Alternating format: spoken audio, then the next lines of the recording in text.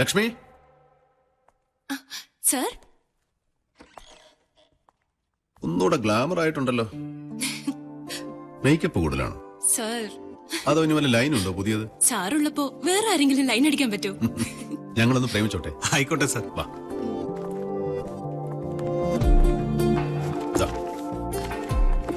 ഇതെന്താ sir? Love letter വായിച്ചു നോക്ക്.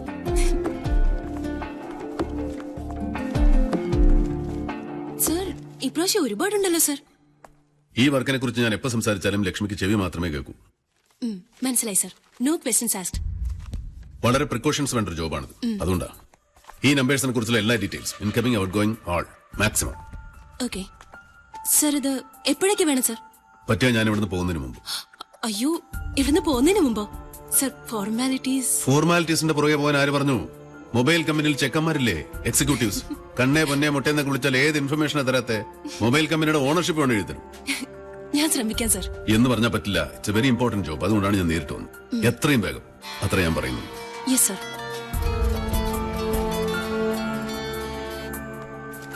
Aircel, Airtel, Vodafone, Reliance, idea എല്ലാം ഉണ്ട്.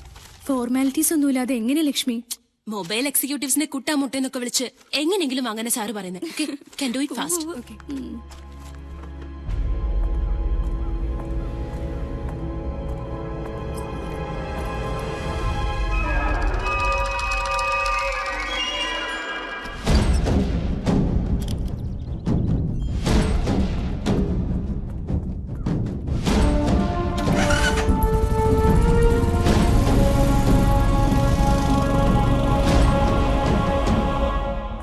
ഇന്റർപോൾ, CIA, FBI, മൊസാദ് ഇവർക്കൊക്കെ ഒഫീഷ്യൽ റിക്വസ്റ്റ് പോകുന്നതിൽ കുഴപ്പമില്ല സർ.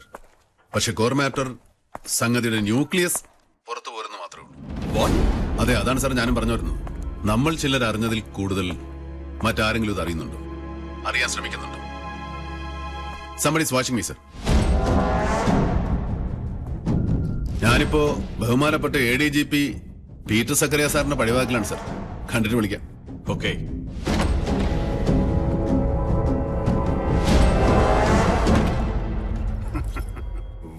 പണ്ട് നീ എന്റെ കീഴിലുണ്ടായിരുന്ന കാലത്ത് ഞാൻ ദിവസവും 2 പ്രാവശ്യമല്ലേ യൂണിഫോം മാറിയിരുന്ന്.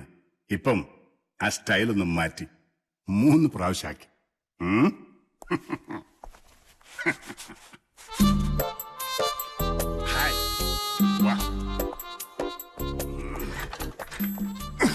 ഇത്രയും വൃത്തിയും ഷൈനിങ്ങും ഉള്ള ഷൂസ് കേരള പോലീസിൽ ആർക്കെങ്കിലും ഉണ്ടോ? ആർക്കുമില്ല. പക്ഷെ സാറിന് എന്താ പറ്റിയത്? സാറിന്റെ എത്രയോ ജൂനിയറാ ഞാൻ. എന്നെ കാണുന്നുണ്ടെങ്കിൽ എടാ പെരുമാളെ ഇങ്ങോട്ട് വാന്ന് പറഞ്ഞാൽ ഞാൻ സാറിന്റെ മുമ്പിൽ ഒന്ന് സല്യൂട്ട് അടിച്ച് നിൽക്കില്ലേ? ഇത് എന്നോട് പിണക്കമാണോ? എന്നെ ഇഷ്ടമല്ലേ? എന്താ എന്നെ കാണാൻ വരാത്തെ എന്നൊക്കെ പറഞ്ഞ SMS-ഉം ഒരുപാട് മിസ് കോളും ചില പെമ്പിള്ളേരെ കൂട്ട്. Sir, what's your real problem? Tell me. എടാ, എന്നെ പോലെ സിൻസിയർ ആയിട്ടുള്ള ഒരു പോലീസ് ഓഫീസർ ഫോഴ്സിലുണ്ടോ? നീ പറ.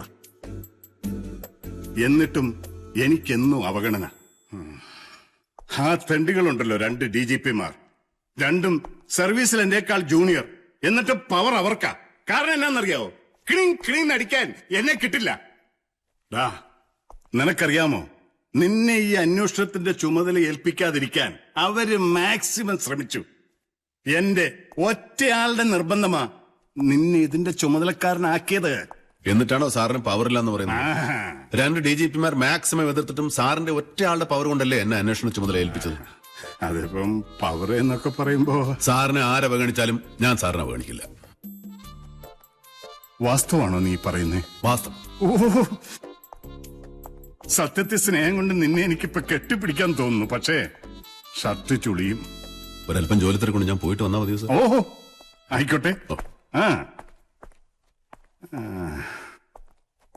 ഇവൻ എനിക്കിട്ട്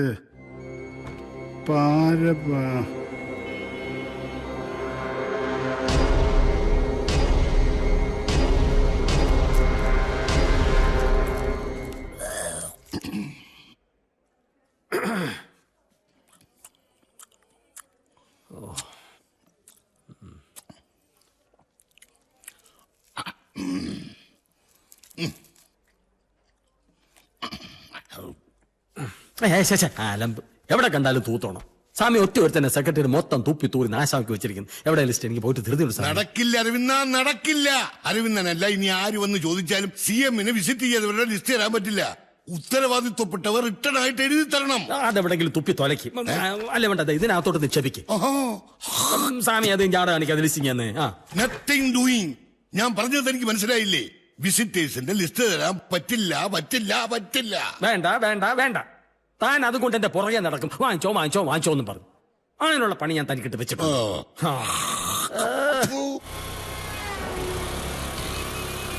നിർത്തിക്ക്.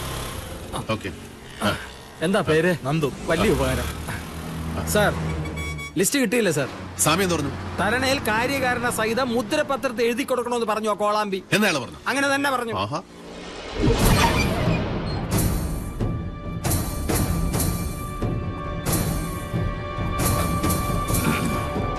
നമസ്കാരം. ഫാദർ പുന്നക്കോട്ടിൽ.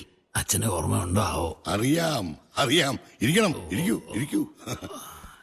ഈ CM-ന് മേലാതായ വിവരമൊക്കെ ഈ പേപ്പറിൽ നിന്നും TV നിന്നൊക്കെ അറിഞ്ഞായിരുന്നു. കർത്താവിന്റെ കൃപ കൊണ്ട് രക്ഷപ്പെട്ടല്ലോ. ഓഫീസിലൊക്കെ വരാൻ തുടങ്ങിയായിരുന്നു? ഇല്ല, അടുത്ത മൺഡേ വരും. പുറത്തെ പരിപാടികൾക്കൊക്കെ പോവൂ? വല്ലപ്പോഴും ഒക്കെ പോകുമായിരിക്കും. ചില റെസ്ട്രിക്ഷൻസ് ഒക്കെ ഉണ്ടെന്ന് മാത്രം. സെക്യൂരിറ്റി റെസ്ട്രിക്ഷൻസ് ആവും? അല്ല, മെഡിക്കൽ റെസ്ട്രിക്ഷൻസ്. 2-3 പ്രാവശ്യം മാത്രമേ അച്ഛനും അദ്ദേഹവും തമ്മിൽ കണ്ടിട്ടുള്ളൂ എങ്കിലും അച്ഛനോട് എന്തോ ഒരു പ്രത്യേക താല്പര്യമുണ്ട് അദ്ദേഹത്തിന്. ആന്നോ? അച്ഛന്റെ സംരക്ഷണയിലുള്ള അനാഥാലയം സന്ദർശിക്കാവുന്ന മൂപ്പർ അച്ഛനോട് സമ്മതിച്ചായിരുന്നു. ഈ അനാഥാലയത്തിലെ പിള്ളേർക്ക് സിനിമ സ്റ്റാർ മതി. അപ്പൊ അച്ഛൻ പറഞ്ഞു CM അതിലും വലിയ സ്റ്റാറാണ്. അദ്ദേഹം ഓഫീസിലൊന്ന് വന്നോട്ടെ, അച്ഛൻ വന്ന് നിർബന്ധിച്ചാൽ മതി, തീർച്ചയായിട്ടും വരും. ആന്നോ? എന്നാ ഓഫീസിലല്ലേലും പുറത്ത് എന്നായെങ്കിലും പരിപാടിക്ക് വരുമ്പോ അച്ഛൻ പോയി കണ്ടോളാം. എന്നാലും മതി. അങ്ങനെ അന്നേ സാറിന്റെ നമ്പർ ഒന്ന് തരാവോ? അച്ഛൻ വിളിച്ചോളായിരുന്നു. അപ്പൊ അദ്ദേഹത്തിന്റെ പ്രോഗ്രാം പറഞ്ഞാലും മതി. അതെന്താ, തരാമല്ലോ. വലിയ ഉപകാരം. സാറിനെ പോലെയുള്ള നല്ല ആളുകൾ സർക്കാരിലും ഉണ്ടല്ലോ.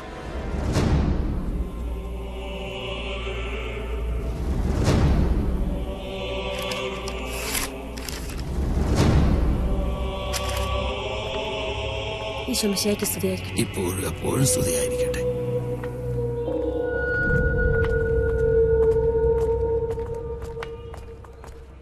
നമസ്കാരം. നമസ്കാരം.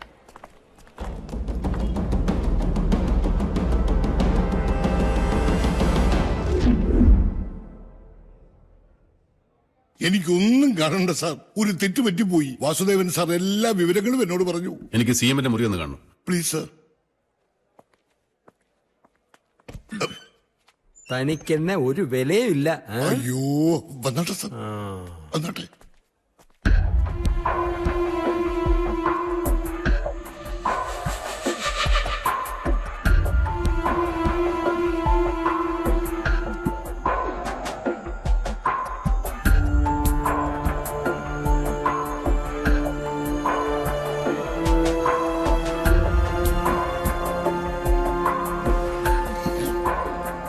അദ്ദേഹം എന്തിനാ ജനൽ തുറന്നു നോക്കുന്നേ? അത് പെട്ടെന്ന് ഈ ഓഫീസിന് തീ പിടിച്ചാൽ CM-ന് ജനൽ വഴി എടുത്ത് ചാടി ഓടാൻ പറ്റുമോ എന്ന് പരിശോധിക്കുക.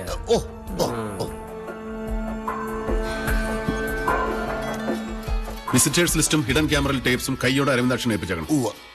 സ്വാമി എന്തോ തരാമെന്ന് പറയായിരുന്നു. മാറിയില്ലേ?